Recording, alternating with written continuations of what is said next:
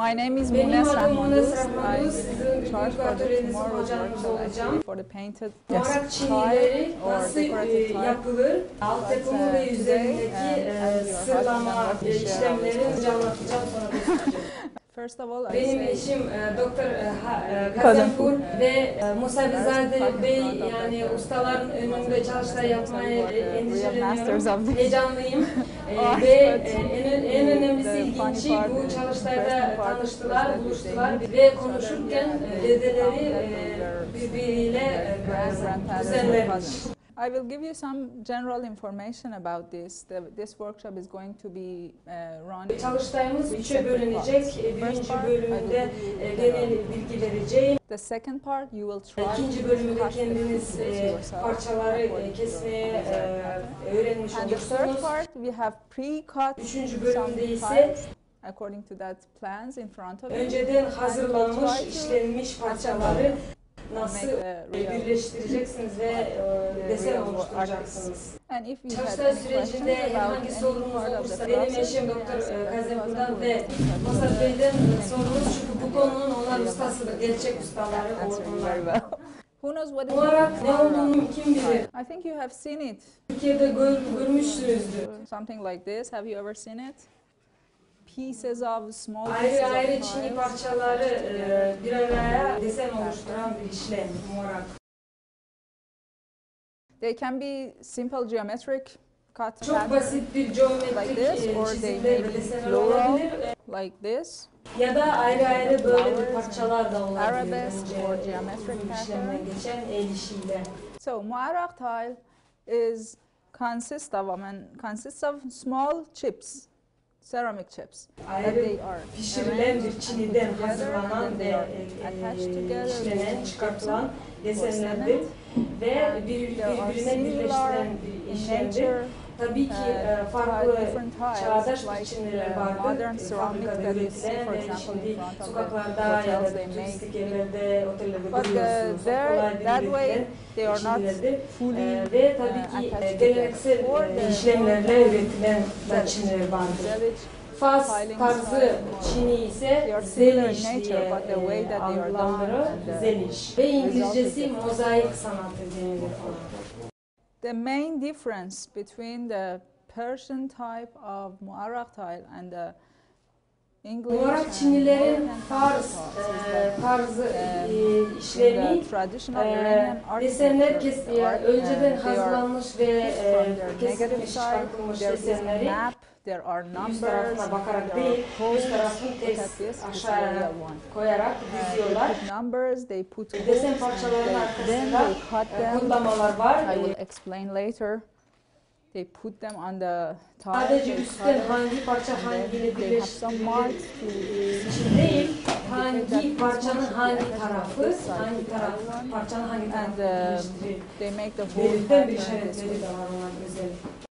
And this art is considered a luxurious art because it's very expensive in terms of neden? Çünkü bunun işlenmesinin özel bilgi ve özel ustalık gerektiriyor.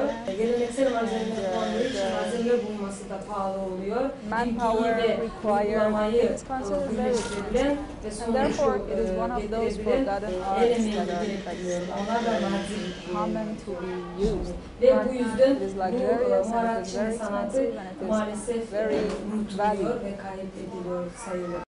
For example, in Iran, there are very limited number of, perhaps only 10 families who are still doing this art. İran'da sadece 10 aileler bunu bilirler, sırlarını bilirler ve işlerinde ustalar olarak uyguluyorlar. Onlar o 10 tane ailelerin ikisi de bunlar diyor. Kazempour ailesi kendisine işi oluyor ve Muarrak Bey'in ailesi. Ve bu yüzden çok ağır olduğu için, çok nazik bir sanat olduğu için konuyu seçtik çalıştayımız için. The raw material for making these tiles Muarrak Çinileri için sınırlı bir sayıda renkler kullanılır. like this. This tile may be glazed like this with color, or they may be raw like the other side, but not this one actually. And also gold color, white, a limited number of colors that I brought some samples here. It requires a Ucu elmas ile olan çekiç ile kesiliyor. The file. Here you cannot imagine these small flowers and these parts. The small flowers were all cut by desenler en together and küçük detaylar bile çiçekler eliyle çekilmiştir. Muarrak Çin'de. Bu sanat türü 300 sene önce gelmiş. Hani son döneminde ve Timur döneminde sayılır. One of the good points about this type of tiling is that it moved durable. It's very strong. I will tell you later that how they make it strong, but compared to other types of tiling, for example, this painted tile that we also have this birbirinin küçük parçalarından oluştuğu için Muarrak Çin'de birbirine inside each other and like puzzles, and they are very strong. Kolay kırılmaz. Another highlight is that they have a map that they have put the tiles over this map from their negative side. They put it upside down. And in case the pattern is very large, they divide it into smaller squares. They make square, and then they put it. And they have a flat surface, a glass or a gypsum flat surface. And when they put it like this, for example, suppose that there is map under this. Sonra haritanın üzerine and then you use some wires or ropes to make it üzerine alçı koyulduktan sonra metal teller koyuluyor ki böyle bir şekilde o alçı olduğunda daha güçlü, sağlam olması için. Getting apart. I will explain the steps. First of all, the pattern should be designed and the colors should be decided. For example, for this one, it's a very long one, and then they are glued with a special glue that you will have on your tables. The solvent is water, so that when everything is done, you can wash it and they don't stick again to the to the tile, and they will remove very easily. They are glued to the surface of the tile. Kesip aldıktan sonra Muarrak çiniği üzerine koyarak yapıştırılıyor. O da bir doğal malzeme yapıştırıcı. O deseni Muarrak çiniğinden kesmek için sonra yüzeyden yapıştırıcı kağıtla suyla çözünebilir. Then using these hatchets, bu çekişi kullanarak it is cut out. For example, first çekmeye başlarsınız. The main parts are cut. En önemli tarafları kesilmiş. Then you come to the smaller details. Daha küçük detaylara başlarsınız çekmeye. And then finally, using this file, the rough parts are.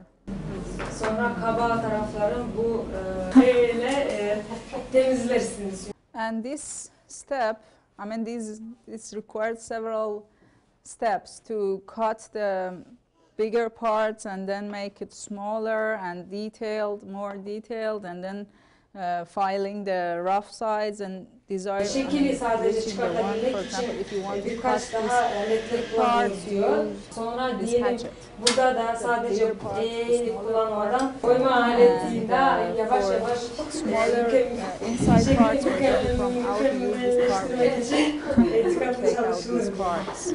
And then the next part is categorizing them, because consider a whole dome and around it and a lot of green, a lot of blue. For example, based on the colors and numbers, they divide these millions of pieces and then you need this working flat surface to put these upside down. Bu deseni mozaik olarak yerleştirmek ve bitirmek için dümdüz bir yüzey lazım size. Eskiden aydın yer yoktu. Eskiden yağ kullanılıyordu kağıt üzerine. Diğer ters tarafına görülebilmesi için. Bu şimdi gördüğünüz, bütün parçalar birleştirdiğiniz kodlamalara göre doğru bir desen oldu. Bu da ters yüzü hala alçı koyulmadı ona. You have to use Alçı the yumuşakken wires or the ropes. metal telleri de yerleştiriyor. And gypsum is the whole back part is covered with gypsum. Ve doldurulması lazım bütün diyor mükemmelce alçı ile. To glue them together. Birbirine yapıştırmak için. Depending on the weather, also cement can be used. Ülkenin iklimine göre de çimento da kullanılabilir. And then Alçı the kuru papers are olduktan sonra removed from su the ile surface of geçip the yüzü tiles. yıkanıyor. And prepared Ve hazırlanmış, tile is, bitmiş bütün goes bir for the installation. desenin bir hazırlanmış parçası parça parça olarak yerleştiriliyor. Sometimes Bitmiş desenlerin parça parça olarak bir yere getirilmesi lazımsa yaptıktan sonra sadece suyla yıkıyorlar kağıdı. And thank you very much for your kind attention.